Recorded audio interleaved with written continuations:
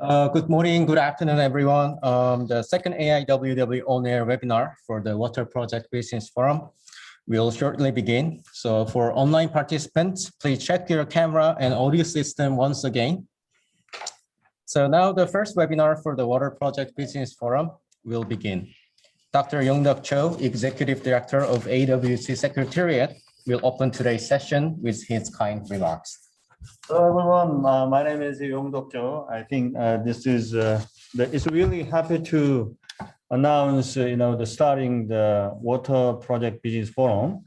As far as I know, I remember the first Asia International Water Week in Gyeongju, Korea. We have a Water Project Business Forum at that time. That is 4 years ago, but I think the AWC, the experience AWC has a 5 years history. As you know, our member expand and our experience expand, and the vice president, so many people concerned about the AWC activity. So I think we finished the on-air meeting like the water issue. But we're starting the Water Project Business Forum, and I think we need to have a connection between the water issue to the water project, and that's a really important thing. And during the session, I really look forward to hearing the very good water issues in each country, and also the next time the water project. Private sector that will join, and they're gonna give us some great solution. So I think that this is gonna be a first step to have a successful second AIWW. And I hopefully you enjoy, and at this meeting, I really want to have a fruitful result between the members. Thank you so much. And today's webinar, Mr. Junyeon Hwang, the Operation Director of AWC Secretariat, will briefly explain today's webinar and the expected outcomes. Thanks, Dr. Jo. Greetings to all. I'm Junyeon Hwang, Operation Director of AWC Secretariat. The Secretariat is very pleased to hold today's webinar for Water Project, the Business Forum. Water Project Business Forum is one of the three pillars of the second AIWW, and it aims to share Asia's water issues with the various stakeholders and connect water-related enterprises with government to develop tangible projects for the identified solutions. In order to promote successful organization of a Water Project Business Forum, which will be held during the second AIWW incoming this November in Labuan Bajo, Indonesia, we will have 2 webinars today and next week, Tuesday, for Water Project Business Forum as part of the second AIWW on air. The webinars are to share water issues of Asian countries and project experiences and relevant water technologies of the enterprises. The outcomes from the webinars are expected to create momentum for tangible project development, which will be discussed at the Business Forum during the second AIWW in this November, embracing the financial aspect, inviting various stakeholders, including MDBs. At the first webinar today, 4 Asian countries, including Indonesia, Laos, Cambodia, and Vietnam, will share their water-related issues and policies. And it is planned to discuss applicable solutions and project ideas. And for the second webinar, water enterprises will participate to introduce their business and experience and water management technologies. I would like to stress that it is one of the distinguished features of AWC to identify tangible solutions, working beyond the simple discussions on water issues of Asia. Through the outcomes of the webinars, and the second AIWW in this November.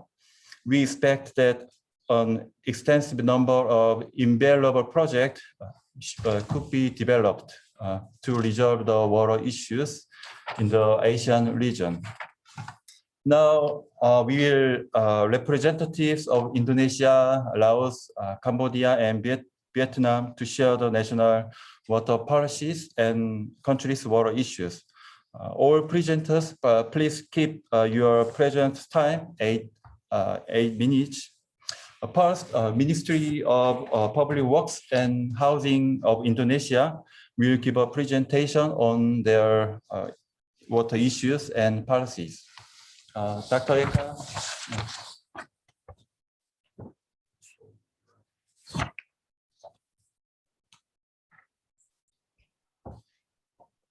Thank you, Dr. Cho. Good afternoon, everybody, colleagues from other Southeast Asian countries, mostly from Laos, Vietnam, Cambodia. Today, best regard first to two professors, for Professor Philip and Professor Leong, that I saw attending in this webinar. We present some Indonesian water-related issues for this water project business. Hopefully that attendee can observe what is the Indonesian situation, and we hope that feedback or any business platform that could be built after looking at our situation and issues in Indonesia. Next, please. This is Indonesia. Basically, our country is archipelago, consists of many islands, and we have issues. And as you know, we have issues of too much water, too dirty, too little, and sometimes intergovernmental, intersectors, inter-users, and many kind of international boundary. We have transnational, even regions. Mostly because of catchment water resources, catchment area is borderless, administratively borderless. Next. This is Indonesia. We are found out that Indonesia is the largest archipelago in the country. We have 17,000 islands, more or less, and total area of 2 million square kilometers, and mostly it consists of water. Next.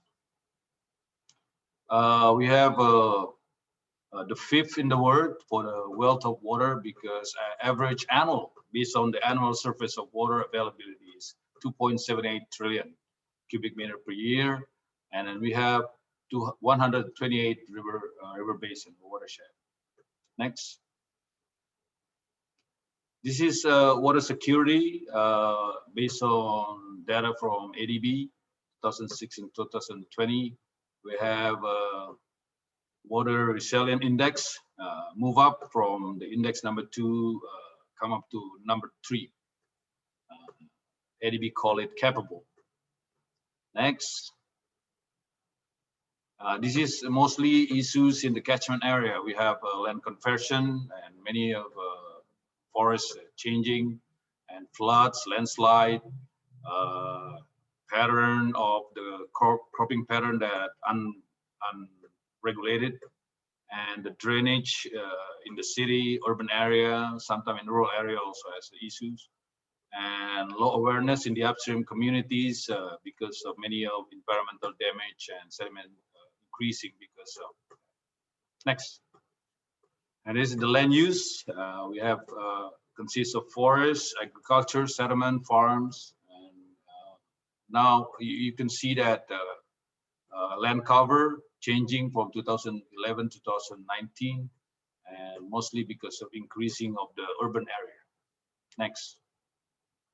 And this is the data on the sedimentation rate in Java. It's only in Java because this is the highest issues basically in sedimentation, and mostly related to the increasing population that mostly centered in the middle of Java. Next. And this is based on disaster. We have according to the National Disaster Mitigation Agency, that's mostly hit by hydrometeorological disaster, including flood, landslide, drought, and forest fire. Next.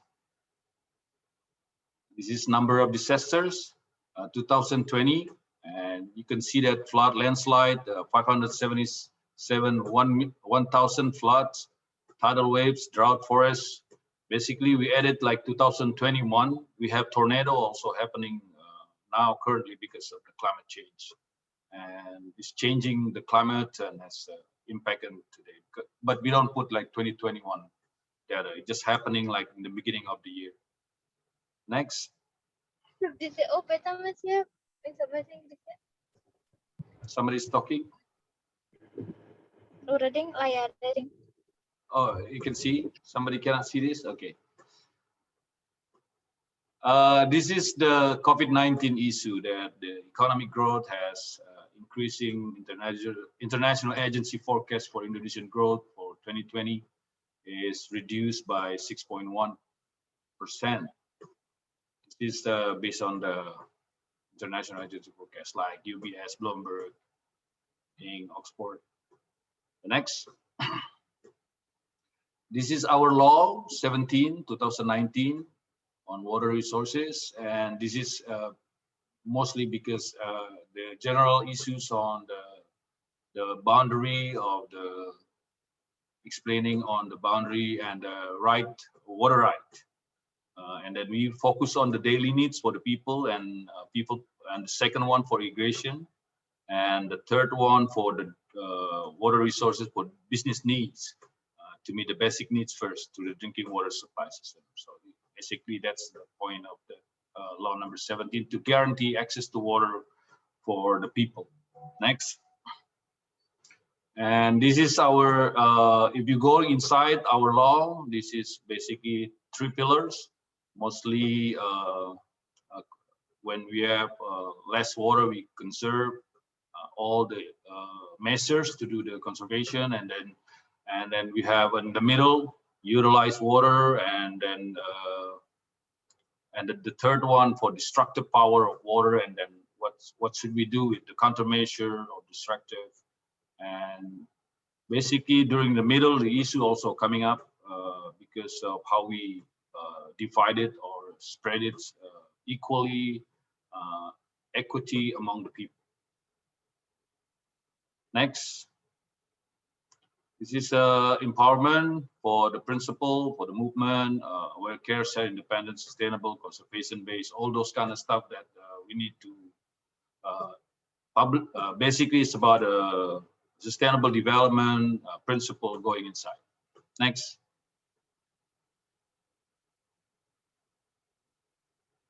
Next, please. This is a Cash for Work program. This is a new program, basically because of pandemic. We want to make sure that people has a purchasing power, so directly to go to the people on field, and it should be like people, farmer itself going to helping the construction. The difference is usually that we have a 20% for giving up for the contractor to do things.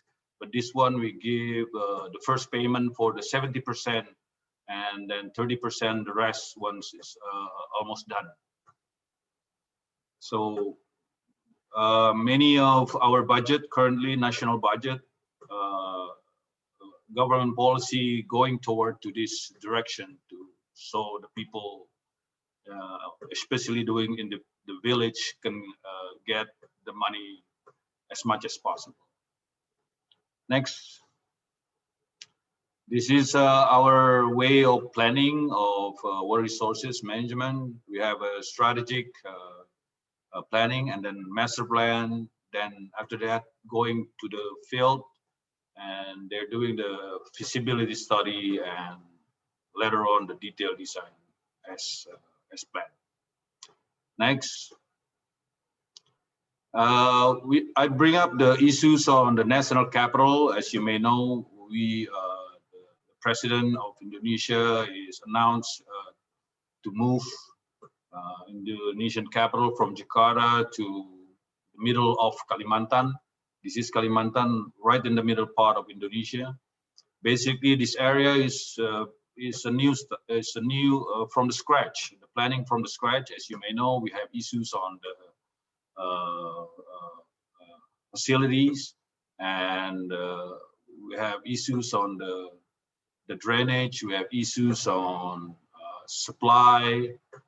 We have there's some issues on the pits because this area before was coal mining pits, and then former of that mining pits has issues on the for the upstream area of issues on the upstream area of the catchment area that causes issues to the downstream area. And basically this area is mostly pristine but somewhat unplanned. But this is basically, we hope that is a frontier development. So basically, this welcome to see and possible idea on the water-related issues on preparing support for the new capital of Indonesia. Next. This is the spatial planning from, I think this one, the champion of planning for the national capital design. Although we have a competition like a while ago. This must be, I'm not sure this is the winning or not, but might be about like this, a new design. All right, next. Basically, that's all. I mean, the idea, what's going on with Indonesia and issues, general issues, current issues of Indonesia, water-related issues. I guess that's all. Back to the Dr. Joe. Thank you so much.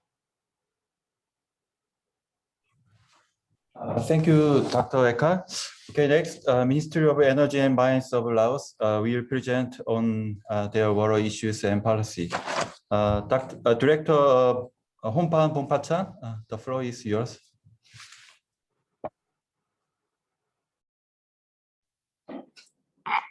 Okay, could you show my presentation?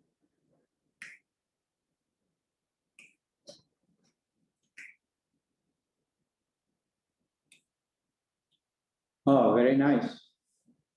Yeah, today we have my colleague to the participant of this meeting, yeah? And I'm going to briefly about the water issue management in Laos.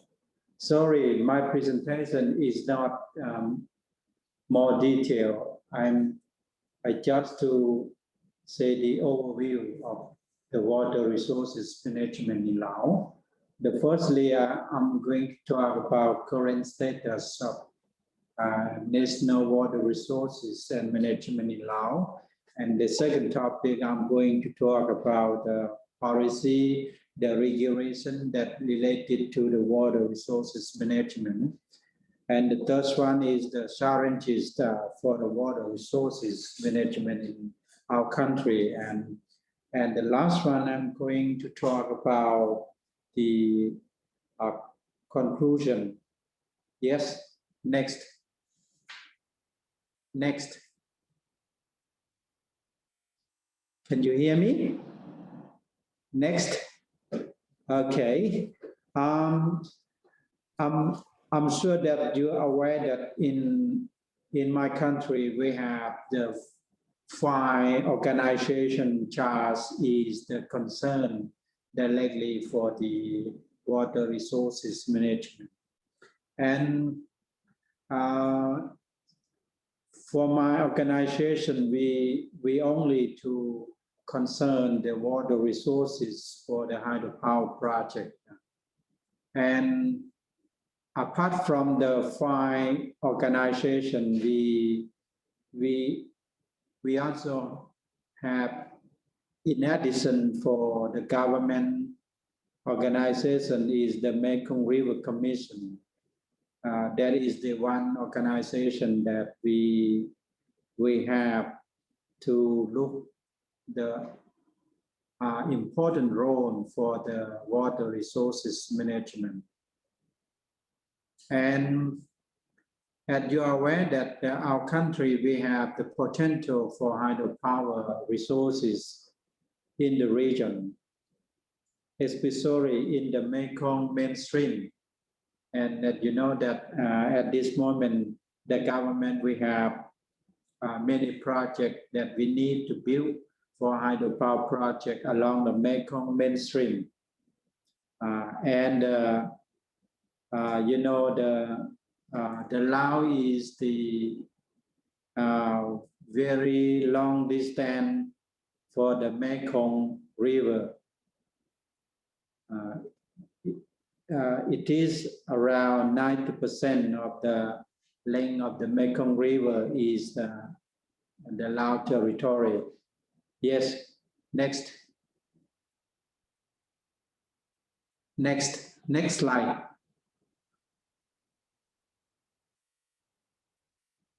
And the second topic that related to the policy and the law and regulation that we have right now for the water resources. And firstly, we have the, you know, the government policy,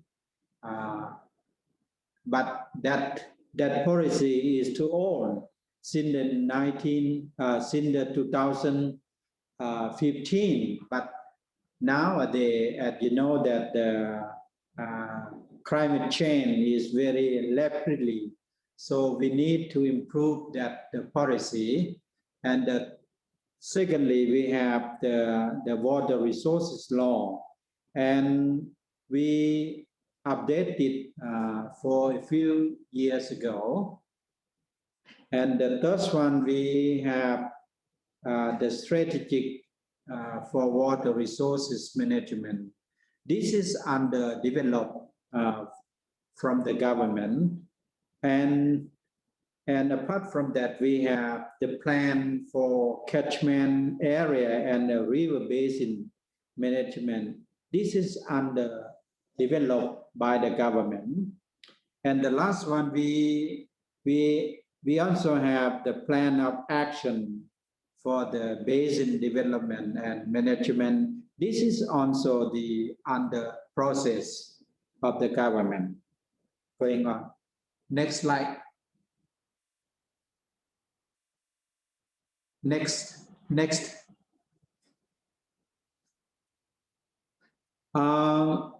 The third one, I'm going to talk about the challenge for water resources management. Even though we have some regulation, we have the policy, we have the guideline, but when we comparing with the development of the water resources, so we think that we need to improve and we need to develop the legal and regulatory framework for the integrated water resources planning and management is still limited. So we need to take action of this matter. And secondly, as you know that as I mentioned in the early that the organization that involved directly for the water resources management, we have the 5 core organization. So that's why we need to improve the demarcation and mandate between the central government itself and also the local government. So we need to improve that matter. And thirdly, we need to improve and we need to create the coordination mechanism because we have so many problems for the coordination mechanism itself, the government, for the central and the local people. And the next one is the data on the water resources. Sharing is remain limited and lack of the mechanism in the practice between the government organization and developer. And the next one, we still lack of the technology infrastructure of the water resource management is very limited for the government. And the next one is we have, the capability of the water resources management, and is very young for our country. And the next one is the water resources management is still no integrated system. We have, as you are aware, that the water utilization is involve many organizations of the government, but we don't have any systematic for integrated planning, integrated for management. That is the big problem for our government. And finally, we have the financial support from the government is really limited, and so on and so forth. The last one, next. Can you hear? Next slide. Next slide. Yes, and I need to conclude that, we need to improve the legal aspect. It must be to strengthen for the water resources inside the government sector. And secondly, we need to promote integrated water resources management in all river basin. Inside the Laos we have the water river basin, many water river basin, but we have not the systematic how to the integrated planning and how to integrated utilization of the water. That is the problem. And the third one, we need to improve infrastructure arrangement of the water. We need to improve institutional arrangement inside the local people, and also the inter-government organization. That is very important. We need to clarify the mandate and demarcation of the government. And the fourth one is we need to have the strengthening for the capability of the people. It's still young. That is the one thing. And the last one, we need to mobilize the funding and the technology from the outside. This is the general problem that we are facing right now. So, as you know, that for the Ministry of Energy and Mine, we developed many hydropower projects, but when we are talking about the water resources management, we don't have any systematic, we don't have any coordination mechanism properly between the government and the stakeholder. That is the one thing that we need to improve. And for the water resources management, as you are aware that in the 2 years ago, we got the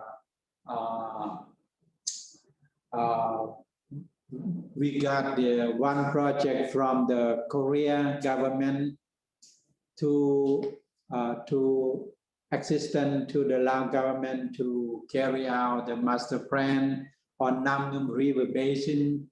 The first one, the first phase is completed, and this year we are going to continue the second phase for the Nam Nung River Basin management. That is the first project that concerning the hydropower project in Laos PDR. Thank you very much for your listening, and if you have any clarification or any Problem, any question, I'm very pleased to answer your question. Thank you very much. Thank you, Director Hongpa-chan. Next, Ministry of Water Resources of Meteorology of Cambodia will present on their water issues. I think that your slide is a little bit long, so please keep your presentation time. Director Sun Tano, the floor is yours.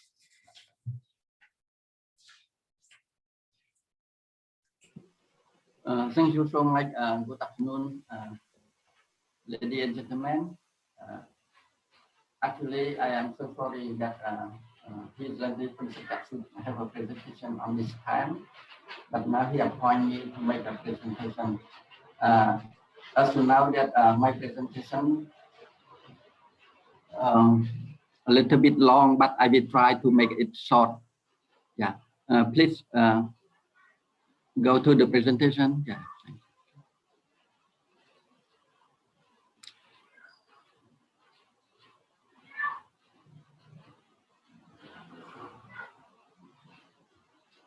Yeah, as your guideline, guidance, as we have 4 content. Current situation of national water resource and management, and the second one water related policy, and the third major water issue, and the last one is a water project that doing in Cambodia. Yeah.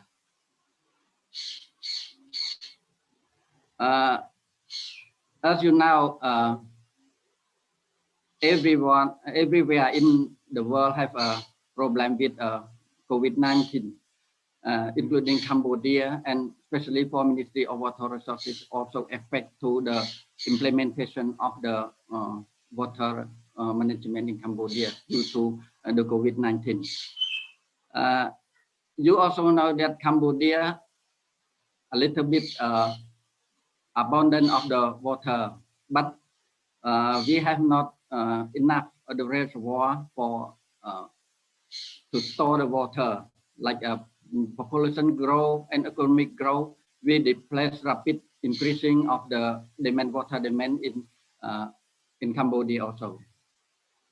And the next one, like you know, total the people living in low Mekong in Cambodia have around 80% of the population, and including 70% depend on agriculture, and agriculture will provide around 30% of the total GDP. And the government of Cambodia still consider agriculture sector is the one of the rectangular strategy of Cambodia government. And the next one, the expansion of irrigation system.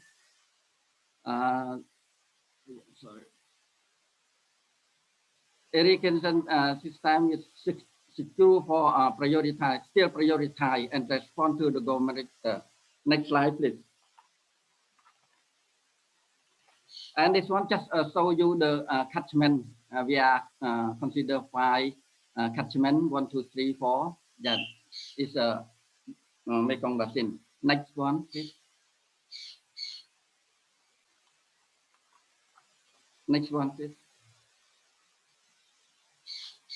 Yeah, that one is the reservoir, like a water reservoir in Cambodia.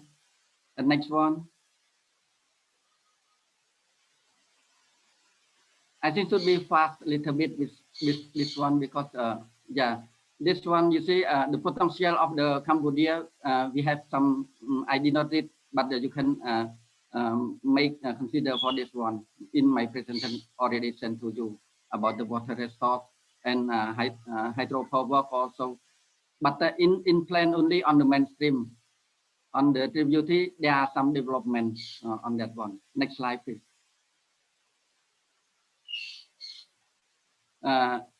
This one, we just chart of the river basin in Cambodia. They are small, they are big, And we also indicate about the flow direction also. During the wet season, there are some flow from Mekong River direct to the Great Lake, and the dry season we will flow back from the lake to the Mekong River again. This next slide.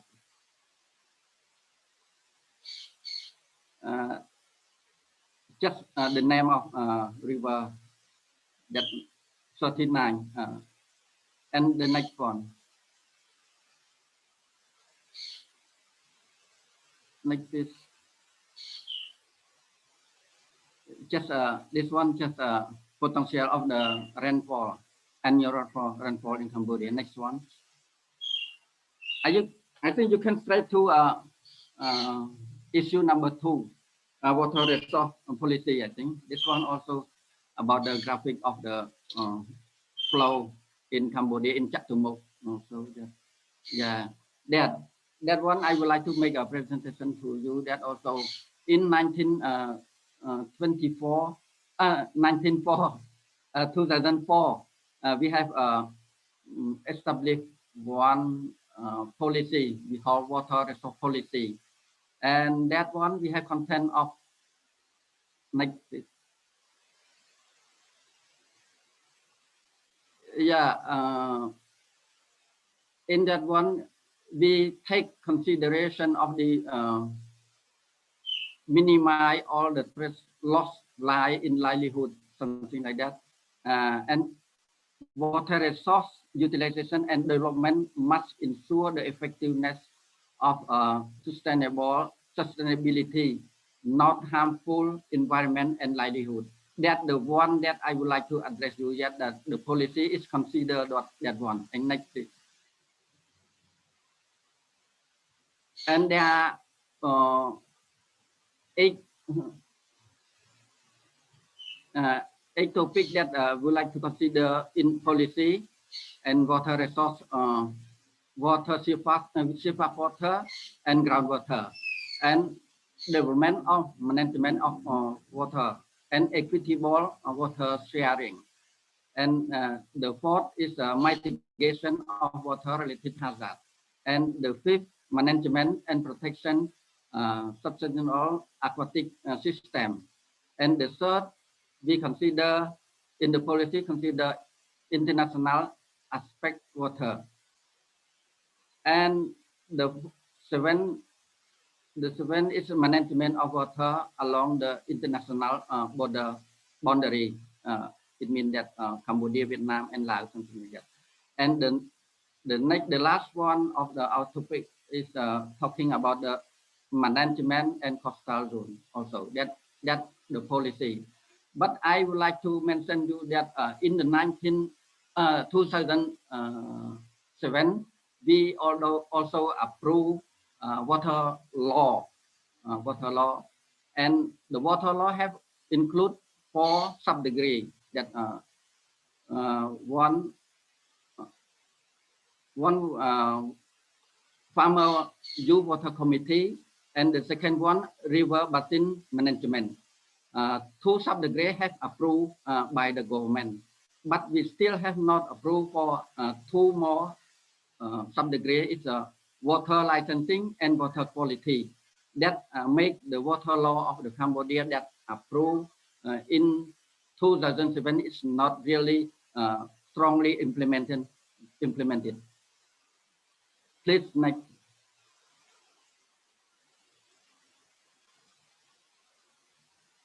That for water issue, like I mentioned before, we have a lot of flood, we have a lot of drought, and we have a lot of demand from everything from another side, like flood and water demand from many sectors, including fishery and agriculture. Everything they make our problem on the monitoring. We are consider 5 main points that for Cambodia.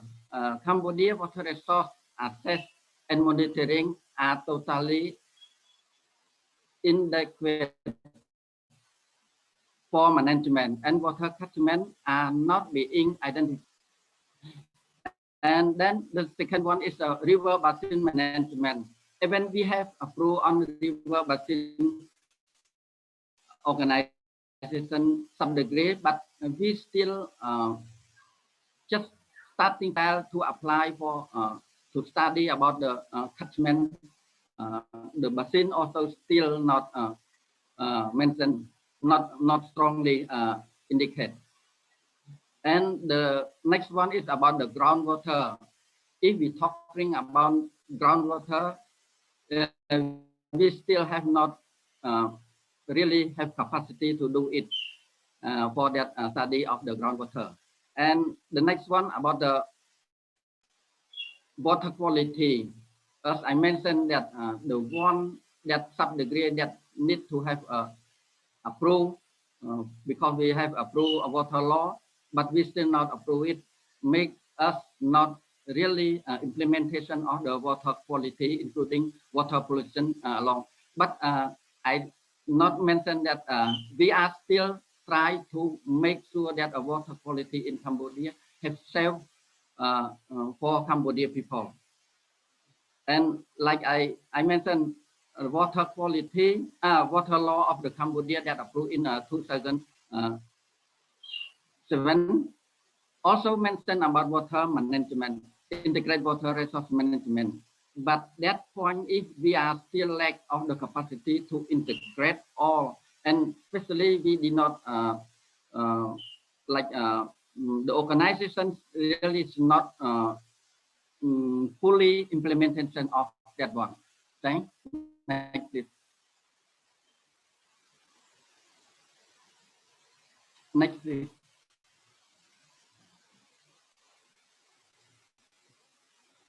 Next, please.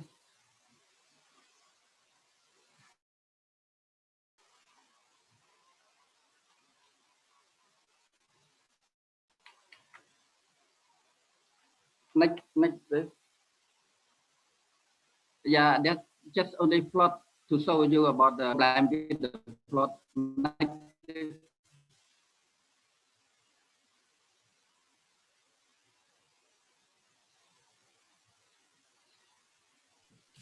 Next.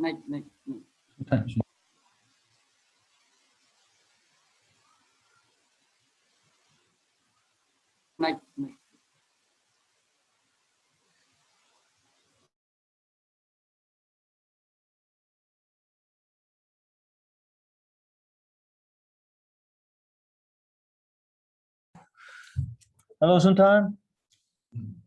Where are you? Yeah, I think we listen from the Cambodia water situation very well, and there are the many problems we have. I think the Suntan has a little bit the internet connection problem. So Mr. Huang, after finishing of this one, we'll discuss the more detail, and from now on, the Mr. Wang will organize this meeting. Lastly, Ministry of Natural Resources and the Environment. internet is coming now. I try. Okay, Suntan, I think that we listen. The totally the water problem in Cambodia, and after finishing the presentation, we'll discuss with the panel panelists. So at the time that we can discuss more. I continue. Because of the time limitation, we need to pass to the next speaker. Yeah. Yeah, sorry. Yeah. Okay. Okay. About the I come to the outline of the possible water project in Cambodia. We have ongoing project. We have Selataon, we have Don Tree, and we have irrigation development in Bantian Minchay. That one is funded by ADTF. KHM Bank, and the proposed budget, proposed project will be Bowal. That one, Bowal in Badambo, Bowal will be ADTF also, and the next one for Eastern Mekong Data Integrated Water Resource Management in prevent and swearing. Also, this one, COICA will be responsible for master to do a master plan. And as you know, I thank you so much for AIWC that provide us 3 projects. The first project is master plan of water, master plan of, and the next one is development of master plan in water security in Kampong Speu, Kong Pisai, Kampong Speu, and the one will be come 4P in project and Mandalkari that according to information from the consultant, who will be studied by using and become to next month. I think next month they will come. And for the 4P already come since 2019. And I think in August they will come again to finalize of our plan also. And I would like to propose also screen 3 projects. Mr. Sultan, can you hear me? Pilot and yeah. Yeah, Mr. Sultan, can you hear me? Okay, I'm sorry, because of the time limitation, because of the time limitation. So I finished all things. Yeah, we need pass to the next speaker. Yeah, I think all of the the private sector and the participant listened Cambodia the water situation very well. Okay, let's move to next speaker. Lastly, Director V. Dudong will present their water issues and policy. Director V. Dudong, the floor is yours.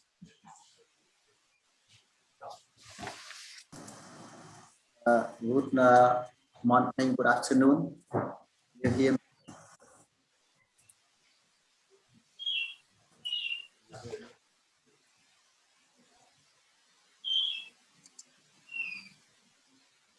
Hello, good afternoon. Good morning. Can you hear me? Yes. Yes. Also, can you see my screen now?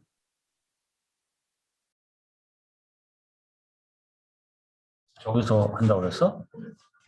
It's not showing from your side. Should we share your presentation on your behalf? I have two accounts. One is to share my screen and one to speak. So maybe if we I already share my screen, but you can see my screen or not.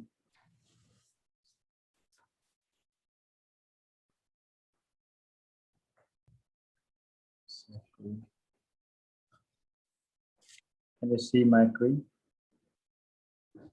Yes, we can see your presentation. Okay, perfect.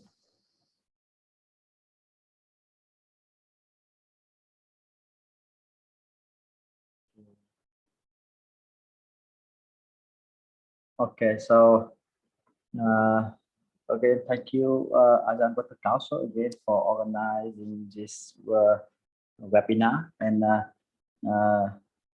here I would like to have chance to share with you some update, some on the current situation of the water issue in Vietnam, and also some opportunity, some ongoing activity in Vietnam we're taking now to address the water problem, water management in Vietnam. And again, my name is Bùi Dương, that I work for the on water institution in Ministry of Nature and Environment, and I'm the director of the water monitoring department at NAWAPI. I think the water problem in Vietnam. Hello, can you hear me? Hello? Yes, please go ahead. Yeah, okay. So basically, the problem with the content of my presentation is first we give you very overview picture of the water problem in Vietnam, and also some key issue with the surface water, with the groundwater, and also some brief information of the ongoing water project or initiatives that we are taking, and so we can change the idea. And The problem with the water issue in Vietnam is I think situation is somehow similar to plantation from Laos and our friend from Laos and Cambodia. So we have problem with sometimes with too much water, too little water, or too polluted water, or young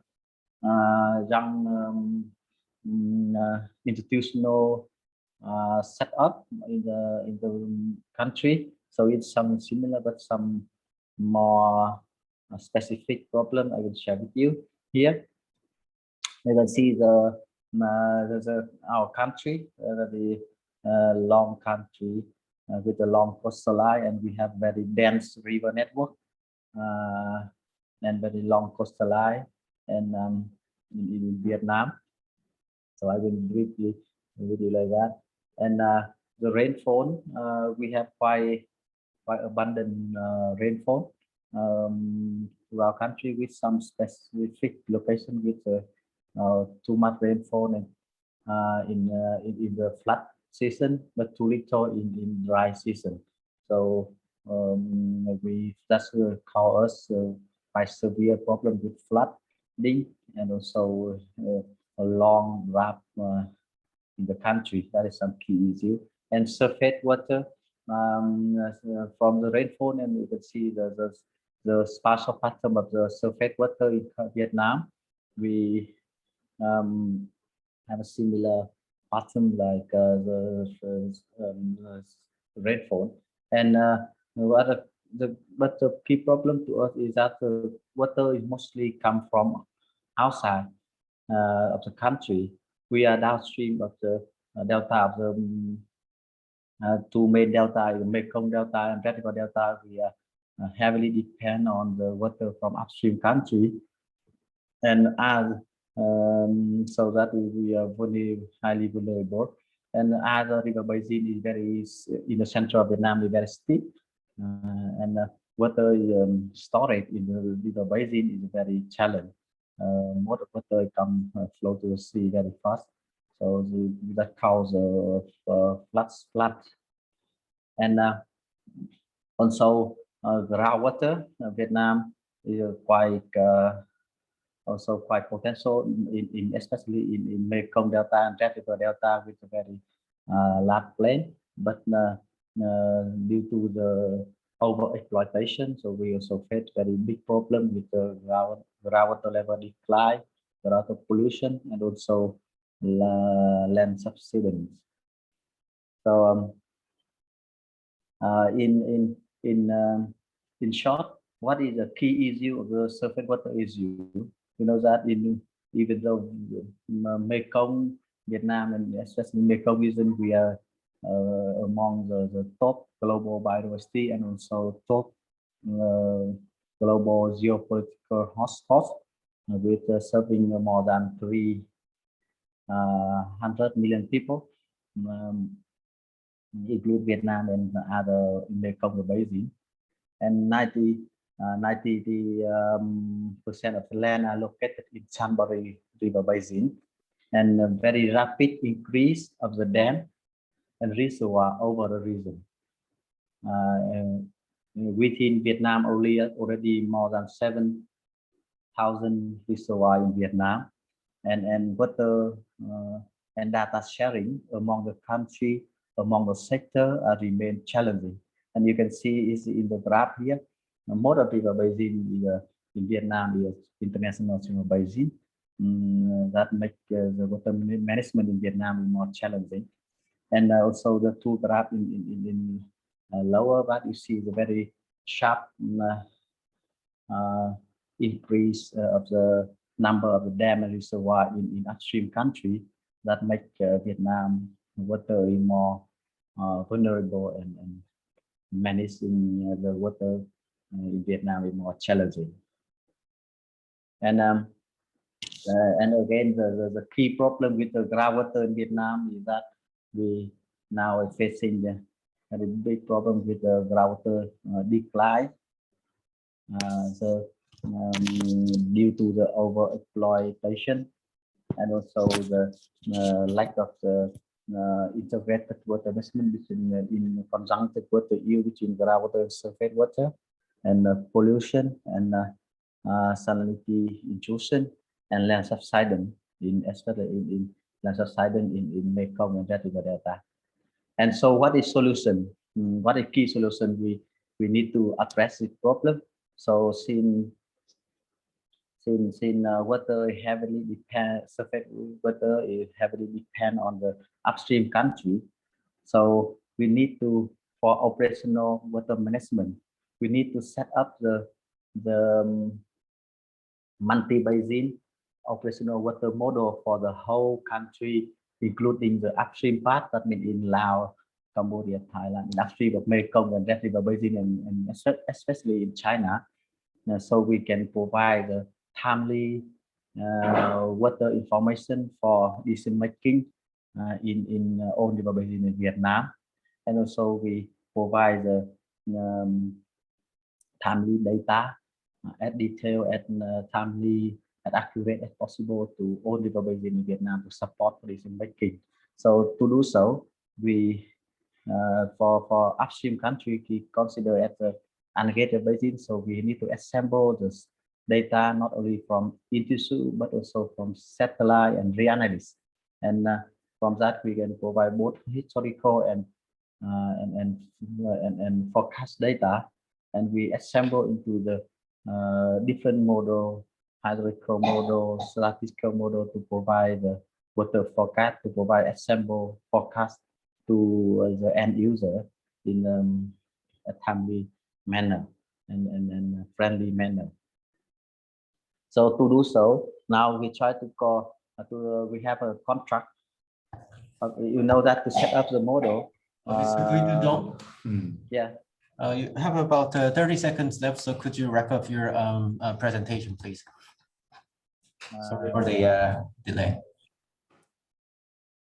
So I can continue to speak, or I will wait for the second step. Could you wrap up your presentation in a quick? Okay. So to do so, we need to we have now we building the forcing data set, operational forcing data set.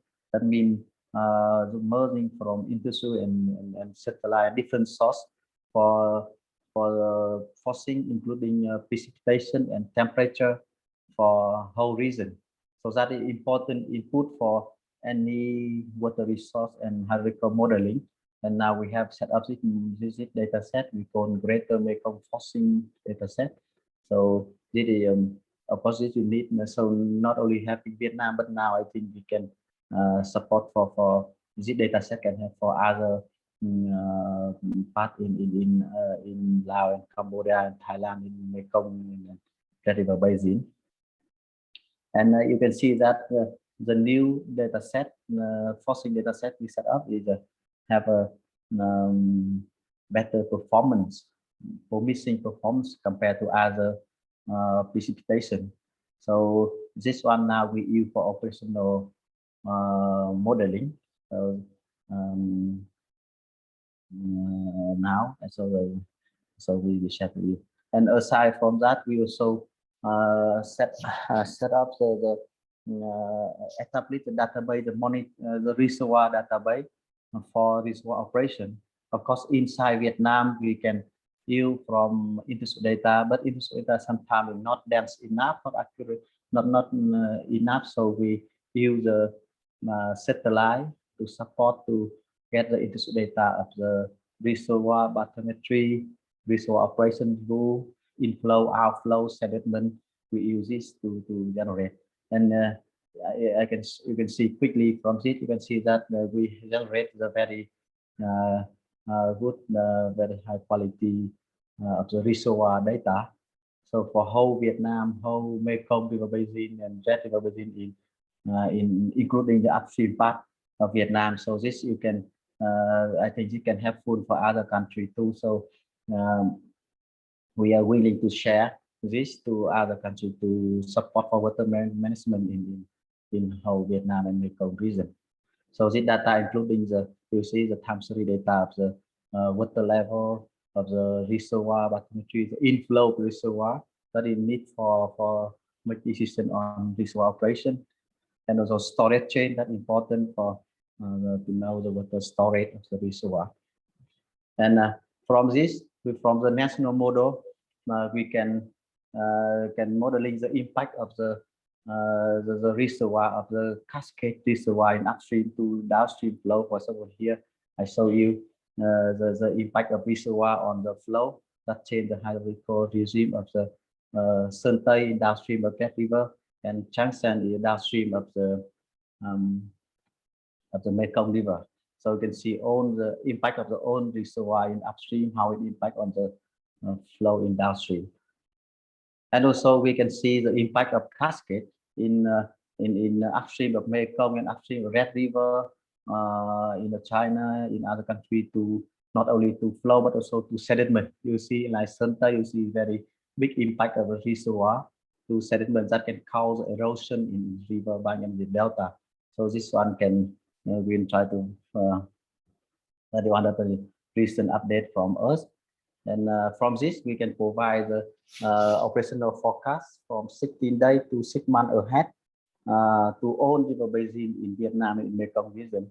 So we can use it for support decision making at any sub-catchment in any almost nearly any location of the whole country. And we also can provide the drought and flood outlook and warning to any sub-basin. You can see any location, any sub-basin, we can provide this in 6 months ahead to see how any possibility of risk of flood and drought. And we can provide other application like the real-time monitoring of the sediment, real-time monitoring of Indonesia exchange. We set up this kind of system to support for decision making and support for community resilience, and also impact climate change on essential water available, how it impact on the runoff to soil moisture to water quality to precipitation. So I think we can now we are trying to do in more regional, more holistic approach, not only within Vietnam but also in upstream of Vietnam. So just quickly to brief you what key problem with the Vietnam water management, and also some key update on what we are doing now for operational water management and operational water forecast. And more detail, you can get this from our operational portal here at the nawapi.gov.vn. And thank you. We hope that this can be not only helpful for Vietnam, but we can have for other countries in the region. And some tool here, we can, I think we can, that can be used for other countries in South Asia, especially in Angget River Basin, for river basin management, for reservoir operation, for sediment management, for flood drought warning. Thank you. Thank you, Director Bùi Chu Dong. Until now, we have shared water issues of 4 Asian countries. And then we will have a discussion time. From now on, Mr. Lee, a specialist of AIWW Secretariat, will moderate the discussion. Mr. Lee. Thank you, Mr. Huang, and thank you everyone for joining today's webinar. Since we're a little bit delaying our schedule, so I'd like to ask for an excuse for 15 minutes delay. So we are aiming to finish this webinar by within about 15 minutes. So without further ado, let's start our discussion today. After having heard all the presentations, I would like to invite Professor Philip for his insights on technical solutions to be considered for resolving the water issues has been shared today. Professor Philip. Yes, thank you very much for the very kind invitation, and thank you for all the presenters for a very interesting presentation on the situation in the different countries. I was trying to identify what are the big similarities. I mean, in the presentation we have seen. I think in each of them we have seen the difficulty which is related to the policy, the lack of efficient policy. So which is one of the points. What we have seen also is the difficulty to obtain data to consolidate diagnostic. I think this is something that was shared by most of the speakers. So there is a need right now to have a global view about the situation that we are facing, not only about the resources, but also regarding sanitation, regarding drinking water, and so on. So there is a lack of, I would say, kind of standard approach and a difficulty to implement technical solution. Something which is also, I would say, quite interesting to underline is the fact that some of those technical solutions should fit to the situation of the country. I think it would be a very dangerous illusion to try to promote technical solutions, technical approach that are not fitting to the situation of the country. So I think it's very, very important. Situation in Cambodia, situation in Laos, situation in Indonesia are all different. So it means that the solutions that have to be chosen in those specific situations have to fit the situation of the country and the choice of the population. I think this is something which is quite important. And behind that, we have understood the challenge, which is how to integrate those 3 or 4 elements all together, having a strong policy, having a strong education and training program in order to have the technical skills that are requested by the people to operate the different equipment locally. And at the very end, to be sure that we are choosing the right solutions that are fitting to what the country is willing to do. And for that, we need to have a framework, I would say a global environment, which is able to make those possibilities clear for each country, and we have to be flexible. And following this initiative, this vision, the technical solution may come up. So the new things, the smart water things and so on can support, but the vision should be there in order to be sure that we are deploying the things that are really efficient. I will not say more, and I will prefer to give the floor to my colleagues. Thank you. Thank you, Professor Philip, sharing the ideas about the importance of applying the technologies or policies fitting to the countries with the water issue. So let us invite Dr. Eka from MPWH of Indonesia for his opinion on the government's role in efficient coordination between policy and technology. Dr. Eka? Thank you, Mr. Han. We are basically gathering all the information, like Professor Philip says, some similarities, some differences, somewhat, at least we share the issues. The approach of to cope, at least the approach to cope it. Mostly we are using the technology. Some of us has issues on management and regulation, and should be supported in that part too. And hopefully that from the business forum, we invite so as many as possible the way of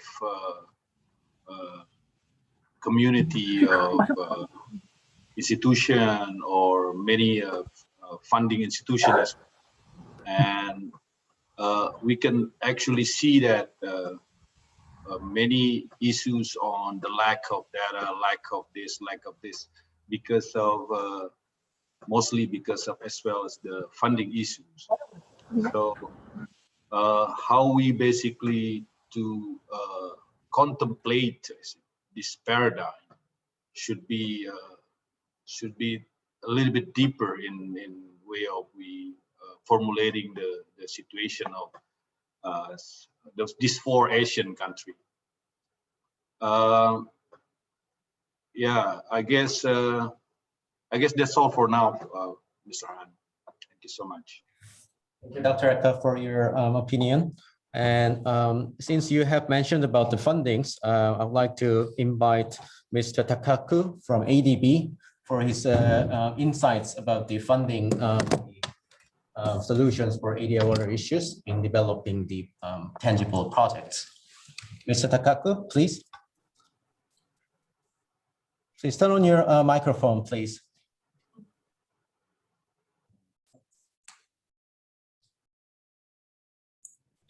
Good afternoon, gentlemen. Thank you very much for the nice presentation from 4 countries and then showing the problem that you are facing in terms of the water resources.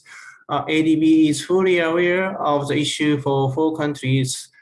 Too much water, too little water during the dry season. So you need integrated approach of the water resources management. We are fully aware of this. So there are many schemes that ADB can offer. Probably most of you are fully aware. We have the technical assistance for knowledge and support so that you can use the knowledge that ADB has so that you can use those knowledge for the detailed assessment, including the climate change risk assessment, etc. There's another scheme is a technical assistance for the preparation of the investment project to address the physical issue, non-physical issue, including strengthening of the institutional capacity and streamline like a segmented like responsibility for integrated water resource management. So this is kind of technical assistance that we can offer so that the ADB and then development countries, we together can develop investment projects. Then the most biggest ADB's advantage is that ADB can offer a loan project with potential grant financing depending on the financiers. So as you may know, ADB has many ongoing projects in those 4 countries addressing the water issues and the integrated water resource management approach. So just to make it simple, I will show you the potential investment project in those countries that we are currently preparing. For first of all, Indonesia.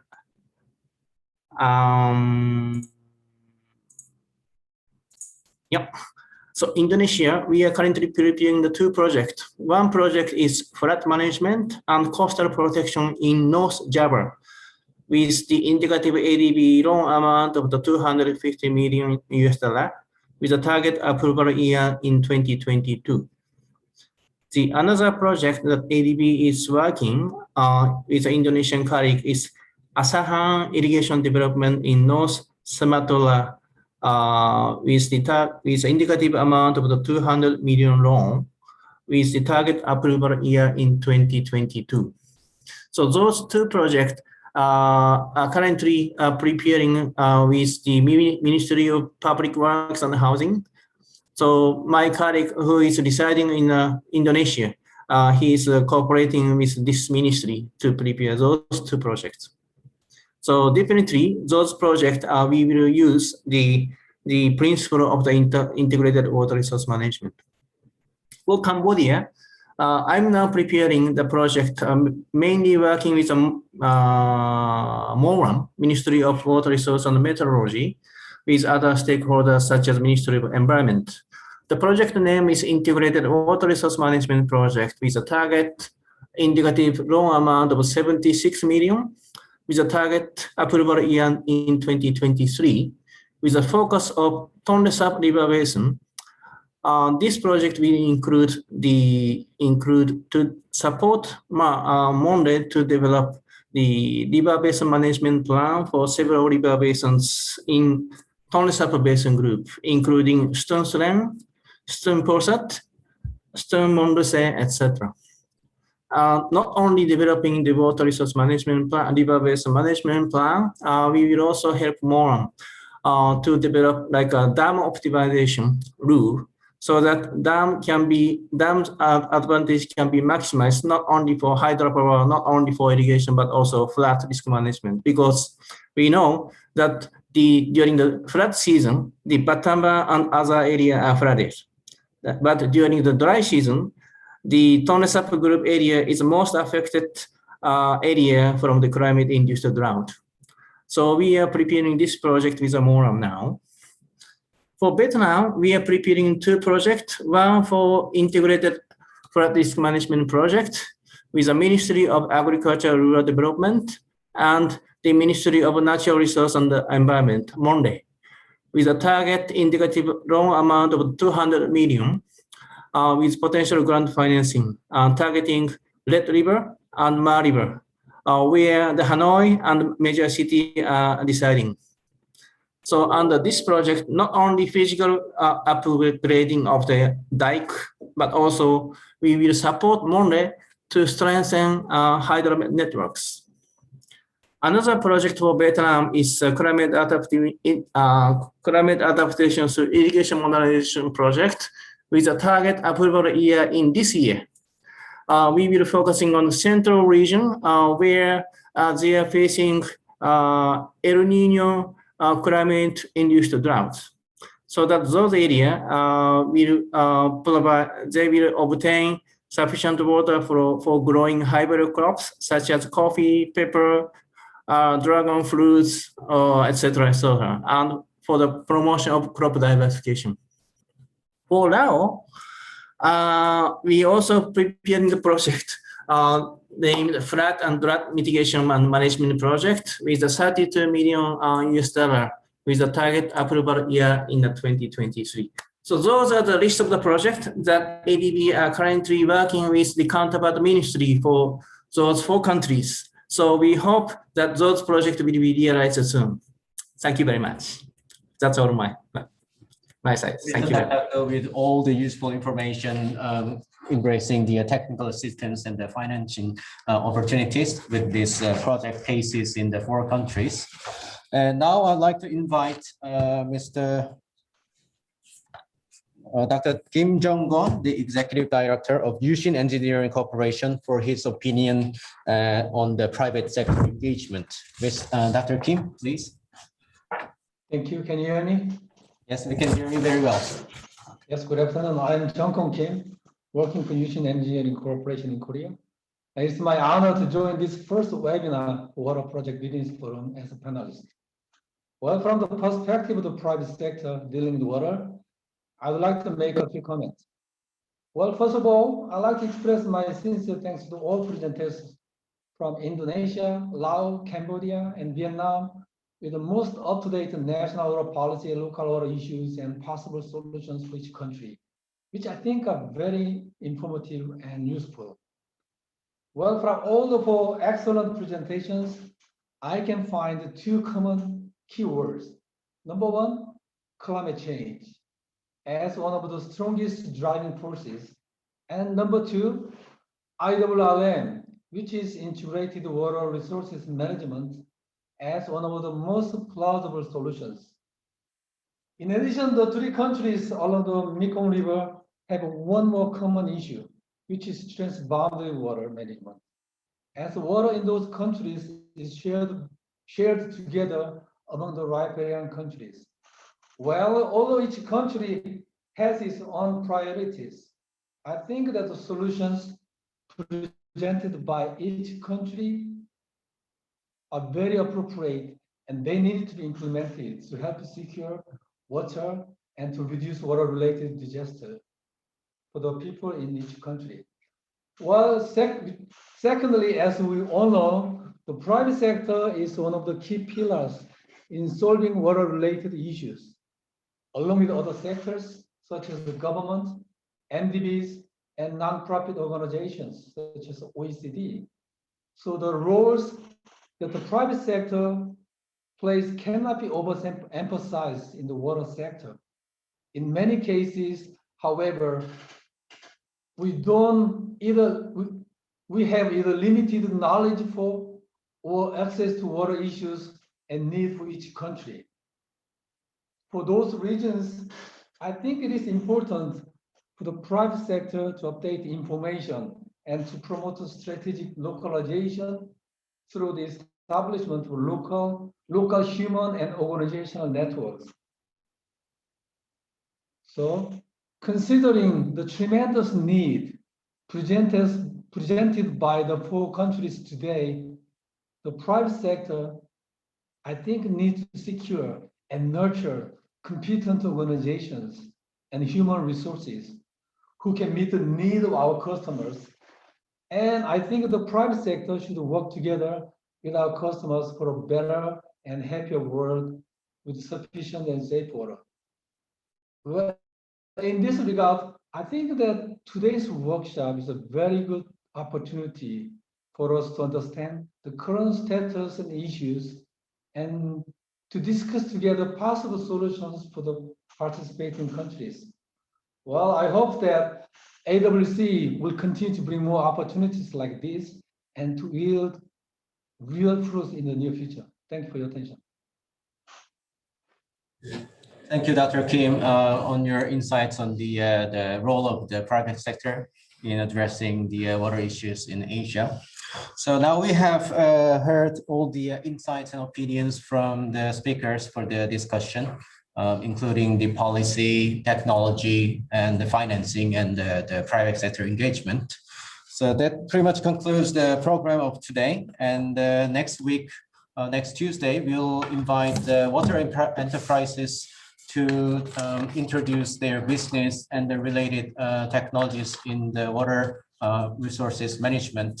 So please continue your interest and also participation for the next week's webinar. So that will conclude our session webinar today. And I'd like to invite Dr. Yong-Duk Cho for his closing remarks. Thank you so much, and we listened the good presenter as well as the four good advice for the Water Project Business Forum, and I think that this session is we listened the water issue, the flood and the drought and so many the water issues in Asia country. And the next 2 weeks, like the Mr. Lee mentioned, next time we contacted some of the private sector, and if you have interest to present and explain your technology against your technology to solve this kind of water issue, I think that we really hope invite the private sector to present and solution provider.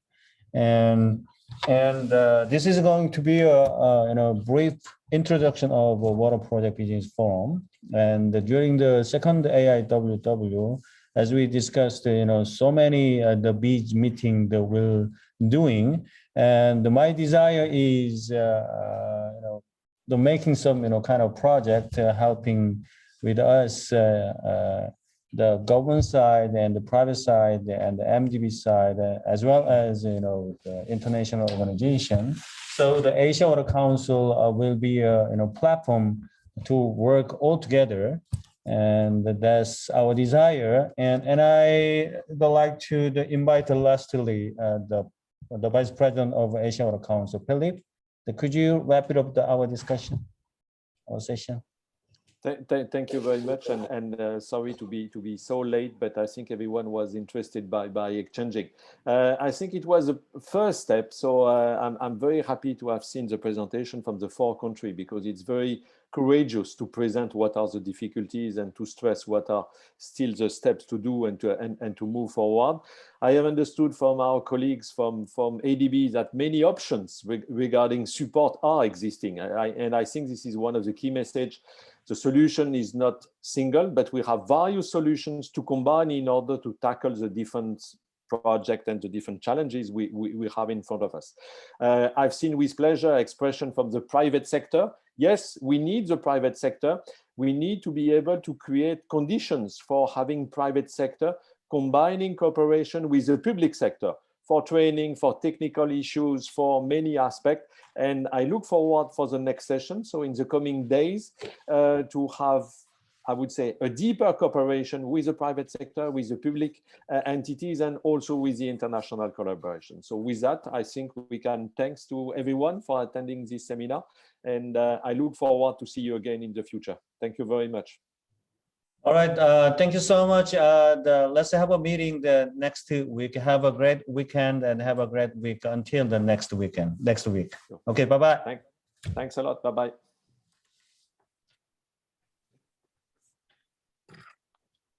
Bye-bye.